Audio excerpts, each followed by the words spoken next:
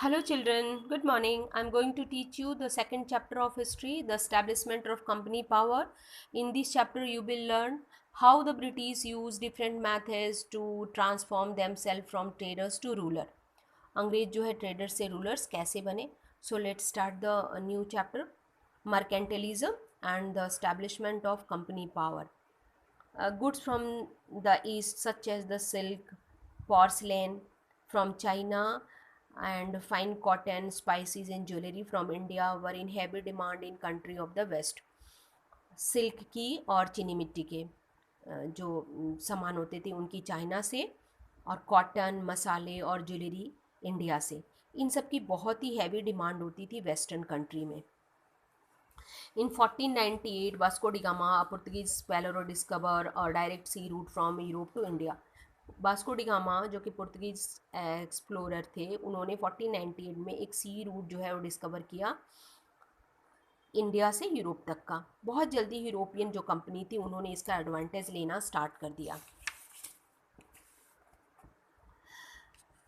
A small group of English merchants formed the East India Company, English East India company in 1600 in England. एक बहुत ही छोटे group व्यापारियों के group ने east India company जो है फॉर्म की 1600 में इंग्लैंड में. Queen Elizabeth one of the England granted them monopoly over trade. Queen Elizabeth one जो थी उन्होंने इन व्यापारियों को, जिन्होंने ईस्ट इंडिया कंपनी फॉर्म की थी, उन्होंने ईस्ट से व्यापार करने का मोनोपोली राइट यानी कि एकाधिकार दे दिया. इसका मतलब क्या हुआ है? This meant that no other English company could trade with East. यानी ईस्ट इंडिया कंपनी को छोड़कर अब कोई भी दूसरी कंपनी ईस्ट से व्यापार नहीं करेगी. Elimination of competition was one of the main aim of the country that followed the policy of mercantilism. In company का मतलब एलिमिनेशन ऑफ कंपटीशन यानी कि मेन इन कंपनी कंट्रीज का मेन एम क्या था? कंपटीशन को बिल्कुल बाहर कर देना. और वो कौन सी पॉलिसी फॉलो करती थी? मर्केंटिलिज्म. मर्केंटिलिज्म में क्या होता है? वस्तुओं की आपूर्ति, आयात निर्यात. मर्केंटिलिज्म पॉलिसी क्या थी, इस पर फोकस करेंगे हम लोग. Mercantilism was an economic policy, एक इकोनॉमिक पॉलिसी थी that was highly popular in Europe between the 16 and the 18 century. 16 और 18 सेंचुरी के बीच में जो है ये पॉलिसी बहुत ही पॉपुलर थी. As per the policy the government try to control an economic and trade in order to make the country powerful.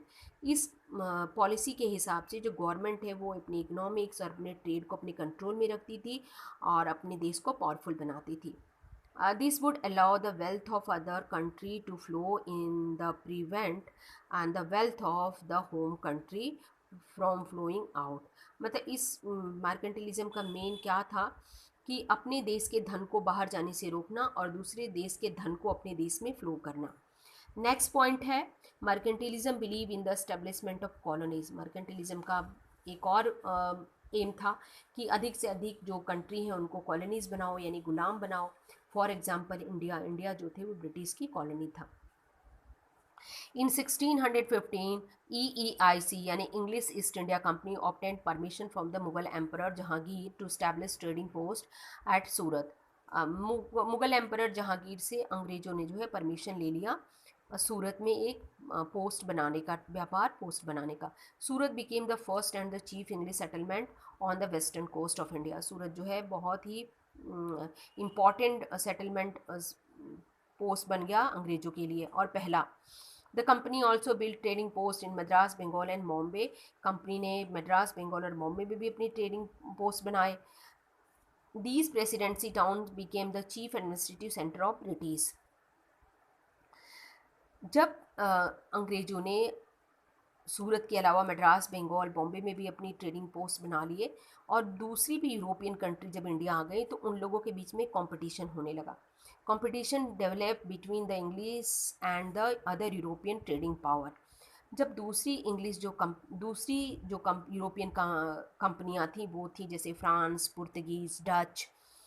तो ये सब कंपनियों से इंग्लिश कंपनियों का क्लैश होने लगा.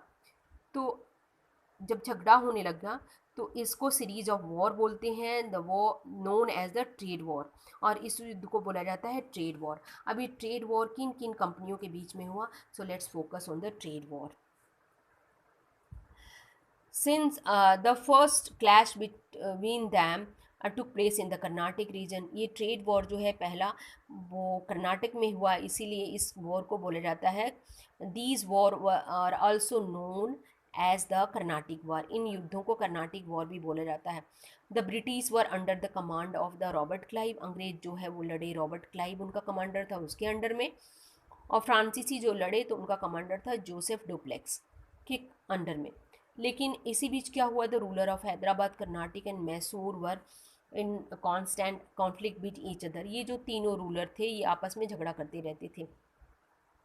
The France and the British took advantage of the situation, अंग्रेज़ों ने और फ्रांसीसियों ने इस सिचुएशन का उन लोगों ने फ़ायदा उठाया और उन लोगों ने इन रूलर के साथ एक एलाइड बना लिया, संधि बना करके एक अलाइड बना लिया। और फ्रांसीसी जो है, अंग्रेज़ों और फ्रांसीसियों के बीच में 3 युद्ध हुए, इन तीनों युद्ध में जो है वो लोग सफ़र हुए, मतलब वो हार गए। अब फ्रांसीसियों के पास only 2 trading post in Pondicherry and Chandannagar, 2 ही ट्रेडिंग पोस्ट रह गए थे, सब वो हार गए थे। They were not allowed to fortify this place, अब उन लोगों को ये भी परमिशन नहीं थी कि वो लोग इन सब जगहों पर अपने किले बना सकते हैं। फ्रॉम ट्रेडर्स टू रूरल, कैसे ईस्ट इंडिया कंपनी ट्रेडर से रूलर्स बनी, द इसका रीजन है the decline of Mughal empire, the lack of the strong central leadership and the rivalry between the regional kingdom of India created a suitable situation. Mughal साम्राज्य का धीरे धीरे पतन हो रहा था, सेंट्रल जो लीडरशिप थी यानी हमारे जो राजा थे बहादुर शाह जफर, वो काफ़ी बूढ़े हो चुके थे, और जो रीजनल किंगडम थे जैसे अवध, पंजाब, मराठे, ये आपस में झगड़ा करते रहते थे। इस सिचुएशन का अंग्रेज़ों ने फ़ायदा उठाया और उन्होंने इंडिया को कॉलोनाइज करने के लिए 3 मेथड यूज़ किए। फर्स्ट था डायरेक्ट वॉरफेयर, सेकंड था सब्सिडियरी अलायंस, थर्ड था डॉक्ट्रिन ऑफ लैप्स। तो firstly we focus on the direct warfare, अंग्रेजों ने युद्ध करके इंडिया के कौन कौन से हिस्से अपने कब्जे में किए। Bengal was one of the richest provinces, Bengal जो है बहुत रिच प्रोविंस था। EEIC means England East India Company obtained the right to conduct trade in Bengal without paying any custom duty from the Mughal Emperor Farrukh Sir। अंग्रेज़ों ने जो है Mughal emperor Farooq share से जो है वो परमिशन ले लिया, ग्रांट करवा लिया कि वो बिना किसी कस्टम ड्यूटी के यानी बिना टैक्स दिए ही वो व्यापार करेंगे। इस ट्रेड को ट्रेड परमिट कॉल्ड दस्तक, इसको बोला जाता था Dastak.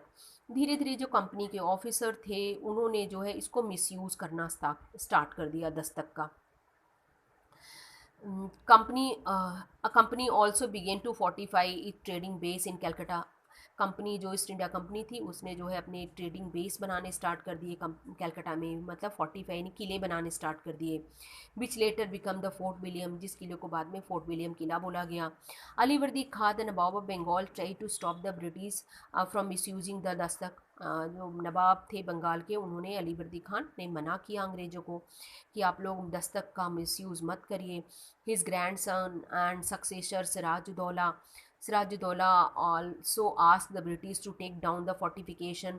When they refused, he attacked and occupied the fort in 1756. Siraj-ud-Daulah ने भी मना किया अंग्रेज़ों की आप किले मत बनाइए, लेकिन जब अंग्रेज़ नहीं माने तो उन्होंने अटैक कर दिया और उन्होंने किले को कब्जे में ले लिया। However, Robert Clive, the commander of the British troops, soon managed to recapture Fort William in 1757. लेकिन जल्दी ही अंग्रेज जो कमांडर थे रॉबर्ट क्लाइव, उन्होंने किले को वापस कैप्चर कर लिया। ब्रिटिश ने क्या किया, अब उन लोगों ने चीटिंग करना स्टार्ट कर दिया। Clive entered into conspiracy with Mir Jafar, the commander of chief of the nawab of army, जो साजिश करनी स्टार्ट कर दी। उन्होंने क्या किया, जो बंगाल के नवाब थे सिराजुद्दौला, उनके जो कमांडर इन चीफ थे अंग्रेज़ों ने उनसे समझौता कर लिया। when Clive and Sirajuddaula met in the Battle of Plassey in 1757, Mir Jafar abandoned, Mir Jafar जो है वो बाहर ही रहा, युद्ध में आया ही नहीं। Siraj-ud-Daulah who was then forced to flee, Siraj-ud-Daulah मजबूर हो गए पीछे हटने के लिए युद्ध से। The British won the battle, अंग्रेज युद्ध जीत गए। Mir Jafar was made the nawab of Bengal. इस तरह से सिराजुद्दौला की हार के बाद मीर जाफ़र को अंग्रेज़ों ने बंगाल का नवाब बना दिया। The Battle of Plassey paved the way for the establishment of British rule India। और इस तरह से बैटल ऑफ प्लासी ने अंग्रेज़ों के लिए एक रास्ता खोल दिया अंग्रेजी शासन इंडिया में स्थापित करने का। Clive was made the governor of Bengal, और जो नवाब ऑफ बंगाल थे became the mere puppet in the hand of the British. Bengal के नवाब जो मीर जाफर थे वो अंग्रेज़ों के हाथ की कठपुतली बन गए। अब नेक्स्ट है हम लोगों का बैटल ऑफ बक्सर। सून जो द ब्रिटिश जो थे उन्होंने बहुत जल्दी ही मीर जाफ़र को हटा करके उसके सन इन लॉ दामाद मीर कासिम को बंगाल का नवाब बना दिया। लेकिन मीर कासिम को अच्छा नहीं लग रहा था कि वो अंग्रेज़ों के हाथ की कठपुतली है, तो उसने जो है कुछ दूसरे जो इंडियन नवाब थे उन लोगों के साथ समझौता किया और बोला हम अंग्रेज़ों से युद्ध लड़ेंगे। तो ये लोग 3 नवाब मिले एक दूसरे के साथ, Mir Qasim, Nawab of Bengal Shah Alam Mughal emperor and Nawab of Awadh Sirajuddaula. ये तीनों जो है इकट्ठा हुए and combined army fought the British in the battle of Buxar. Battle of Buxar में ये तीनों सेनाएं अंग्रेजों से लड़ी। However they were defeated by the British under the Clive and forced to sign the treaty of Allahabad. इन तीनों की सेना हार गई और फिर इन लोगों को ब्रिटिशर ने फोर्स किया कि चलो इलाहाबाद की ट्रीटी साइन करो। इस ट्रीटी साइन के बाद बहुत बुरा हुआ। इसके बाद मैं आप लोगों को बताऊंगी कि बंगाल की हालत बहुत ही ख़राब हो गई, क्योंकि this was known as the dual system of government. Bengal में जो है मीर जाफ़र वापस नवाब बन गया बंगाल का, लेकिन अब वो नवाब सिर्फ नाम मात्र के लिए नवाब था। ब्रिटिश एज पावर, अंग्रेज़ों के पास पूरी पावर थी, and the revenue but no responsibility. Revenue वो अंग्रेज लेते थे पर कोई रिस्पॉन्सिबिलिटी नहीं थी। The Nawab was responsible for the administration. नवाब जो है एडमिनिस्ट्रेशन चलाने के लिए नवाब रिस्पॉन्सिबल था, पर उसके पास कोई रिसोर्सेज ही नहीं थे, तो वो कैसे अपने देश की सत्ता को चला पाता था। बंगाल के लोगों की हालत बहुत ही ख़राब थी, क्योंकि नवाब भी कुछ कुछ रेवेन्यू कलेक्ट करता था अपने शासन को चलाने के लिए। इसलिए बंगाल के लोग जो हैं जो दो तरह से रेवेन्यू पेड करते थे, इसलिए इस व्यवस्था को बोला गया डुअल सिस्टम ऑफ गवर्नमेंट। तो अंग्रेज़ों ने बंगाल और इस तरह से बक्सर के बाद पूरा बिहार वगैरह भी कब्जा कर लिया। अब हम आगे आ रहे हैं the Anglo Mysore war. The East India Company faced the strongest resistance from the rules of the Mysore. Hyder Ali, followed by his son Tipu Sultan, gained control over the kingdom of Mysore. British fought 4 battles between 1766 and 1799। अंग्रेज़ों ने मैसूर को अपने कब्जे में लेने के लिए हैदर अली और उसके बेटे टीपू सुल्तान से 4 लड़ाइयाँ लड़ी। जो फर्स्ट 2 लड़ाई थी वो हैदर अली ने लड़ी। जब हैदर अली की डेथ हो गई तो उसके बेटे टीपू सुल्तान ने लड़ी, but was defeated by the British at Srirangapatnam. Tipu Sultan की भी हार हो गई श्रीरंगपट्टनम में। In the 4th Anglo Mysore war Tipu died defending his kingdom. अपने राज्य को बचाते हुए टीपू की डेथ हो गई। British were able to gain control over the state of Mysore. इस तरह से अंग्रेजों ने मैसूर को भी अपने कब्जे में ले लिया। अब नेक्स्ट है अंग्रेजों ने मैसूर को लेने के बाद अब मराठों से युद्ध चलेगा अंग्रेजों का। Anglo Maratha war fought between 1775 and 1818।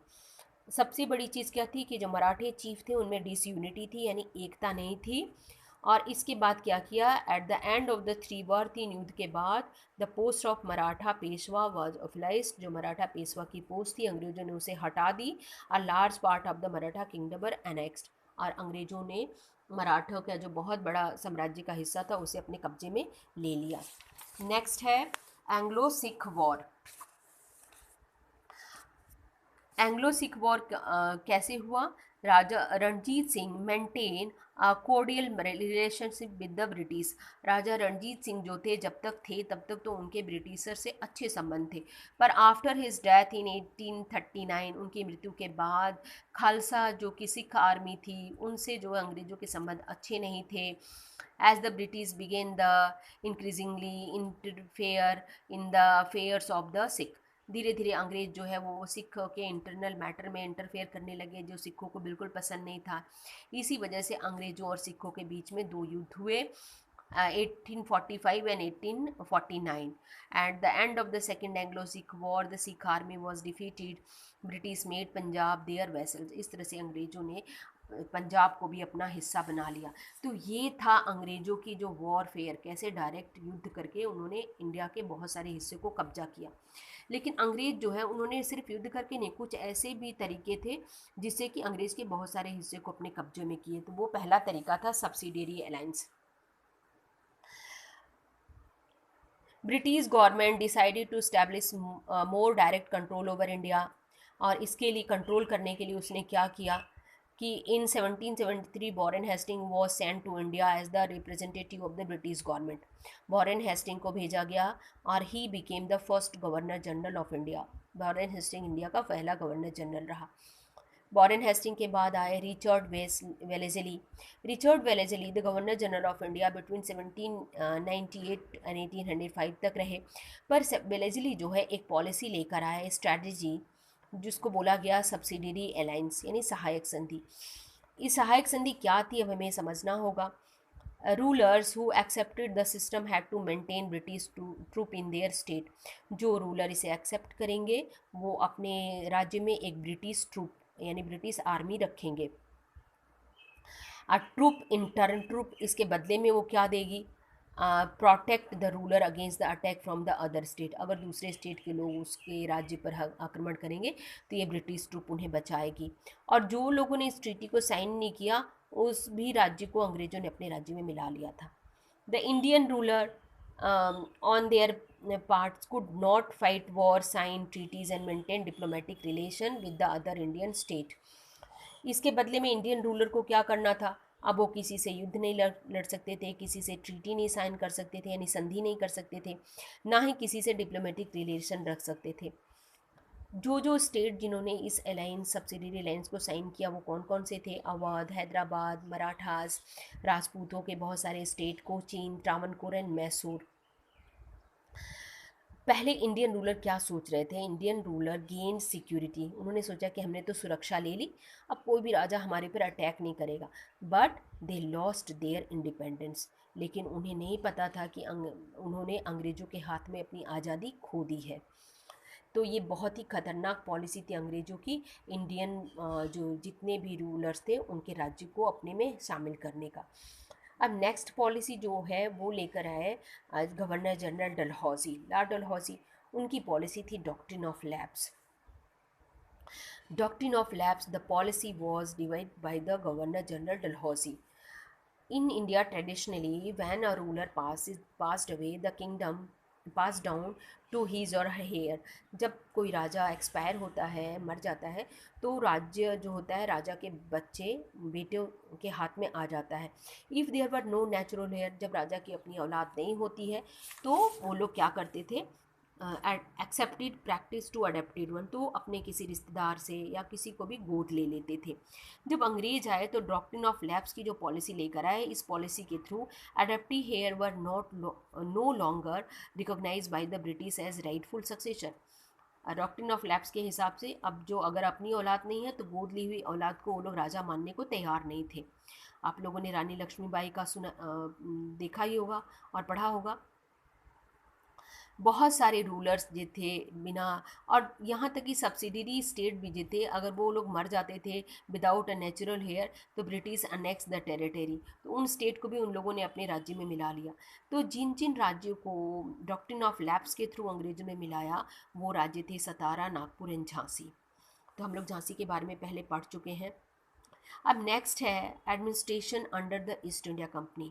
India में अपने को स्टैब्लिश करने के बाद अंग्रेज़ों ने जो है अपना एडमिनिस्ट्रेशन सिस्टम भी धीरे धीरे बनाना स्टार्ट कर दिया। उन लोगों की टू मेन एम थे, अपने आप को maintaining and strengthening there hold in India, अपने पकड़ को मजबूत बनाना, एंड मैक्सिमाइजिंग प्रॉफिट यानी अपने प्रॉफिट को ज़्यादा से ज़्यादा करना। ये दो मेन एम था अंग्रेज़ों का। इसीलिए अंग्रेज़ों ने जो है इन सब चीज़ों को बनाए रखने के लिए उसने 4 एजेंसी बनाई, civil service, army, police and judiciary. तो firstly let's focus on the civil service examination. Lord Cornwallis the governor general of India from 1786 to 1792 founded the Indian civil service examination. Indian civil service की स्थापना जो है lord Cornwallis ने की थी। At first all the member of the ICS were British, पहले शुरुआत में सभी मेंबर ब्रिटिश होते थे. Later charter act 1853 allowed Indian to join the service through an open competition examination. लेकिन 1853 के चार्टर एक्ट के थ्रू अब इंडियन लोग भी एग्ज़ाम दे करके ICS एग्ज़ाम दे करके नौकरी कर सकते थे. सेकंड है आर्मी. आर्मी जो है, the British army consisted of a large number of Indian soldier और सिपाही. ब्रिटिश आर्मी अपने अंडर में बहुत सारे इंडियन सोल्जर को रखती थी. How ever the commanding officer were mostly British. वो बात अलग है कि जितने भी बड़े ऑफिसर होते थे सब ब्रिटिश होते थे. सिपाही lived in the cantonment and were given a regular salary bye the British. जो सोल्जर होते थे उनको रेगुलर सैलरी मिलती थी और कैंटोनमेंट एरिया में रहा करते थे. थर्ड है police. The British created the police department to enforce law and order. कानून व्यवस्था को बनाए रखने के लिए अंग्रेज़ों ने जो पुलिस डिपार्टमेंट की इंडिया में स्थापना की. Each district was divided into police called a station और थाना. हर डिस्ट्रिक्ट में उन्होंने एक पुलिस स्टेशन बनाया जिसे थाना बोला गया. ईच थानाज वाज हेडेड बाय दरोगा. हर थाना को जो है दरोगा हेडेड करता था. और फिर वो रिपोर्ट किसको करता था? सुपरिटेंडेंट ऑफ पुलिस को. And the superintendent of police जो रिपोर्ट किसे करता था? डिस्ट्रिक्ट मैजिस्ट्रेट को. पुलिस जो है बहुत इंपॉर्टेंट रोल प्ले करती थी कानून व्यवस्था को बनाए रखने में. थर्ड है जुडिशियल एडमिनिस्ट्रेशन. अंग्रेज़ों के आने से पहले तक जो था इंडिया में जुडिशियल सिस्टम बेस्ड होता था. कैसे? रिलीजियस बेस पर, शास्त्र के आधार पर हिंदुओं में और सरिया के आधार पर मुस्लिम्स में. 1772 when new judicial system known as the adalat. अंग्रेज जो है न्यू जुडिशियल सिस्टम लेकर आए जिसे अदालत बोला गया. Establish where the Hindu pandit and Muslim qazi help the presiding British जज इंटरप्रेटेड लॉ. कानून को बनाए रखने के लिए अंग्रेजों ने जो है हिंदुओं के लिए कानून पंडितों के थ्रू बनाया और मुस्लिम्स के लिए कानून काजियों के थ्रू बनाया. तो the British introduce rules of law. इसमें क्या था? इक्वलिटी बिफोर लॉ, यानी कि कानून की नज़र में सब बराबर है. इन 1865 3 high court were created in Calcutta, Madras, Bombay and 3 high court बनाए गए कैलकाटा, मद्रास एंड बॉम्बे में. At local level a number of district court, registrars court and the subordinate court were establish in India. So the student, आप लोग बुक को properly read करेंगे और बहुत अच्छा से पढ़ेंगे. Thank you student.